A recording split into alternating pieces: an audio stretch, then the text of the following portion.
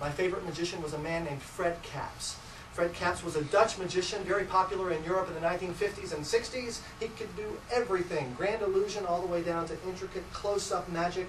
And I always like to, well, I would think most people in this room, other than magicians, do not know who he was. Most people have never heard of him, even though he did everything you're supposed to do. He came to the United States in the early 60s, got booked on Ed Sullivan. Unfortunately, he was the act that followed the Beatles. And to this day, you can go to Parlour and Barnes & Noble and buy that DVD of the Ed Sullivan Show with the Beatles on it. Fast forward right through them, because you know how that turned out. But you can skip on to Fred Kaps' act and see what a charming performer he was. He made one particular trick famous by using it in his act. He made it famous all over the world. It uses 5 playing cards. I like to call it the world-famous Fred Kaps 5-card trick. Clever.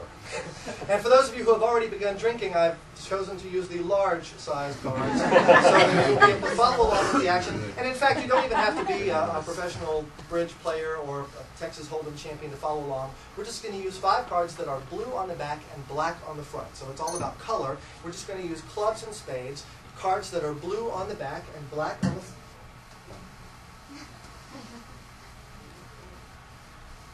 Okay, it's a little embarrassing when these things happen, but it's live theater, and occasionally the gremlins creep in.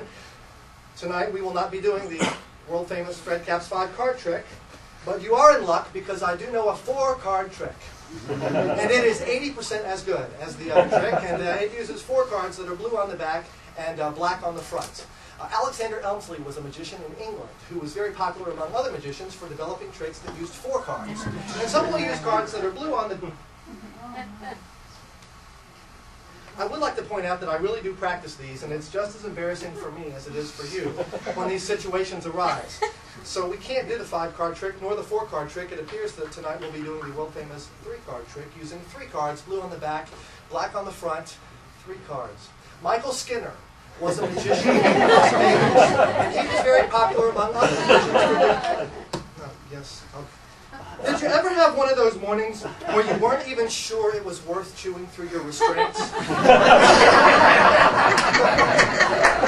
That's the morning I'm having tonight.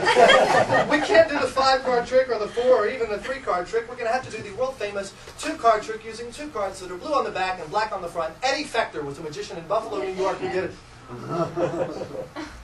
I regret to inform you that tonight we'll not be doing the 5, nor the 4, nor the 3, nor apparently even the 2-card trick. It appears that I'm forced to resort to the world-famous 1-card trick. I hope you enjoy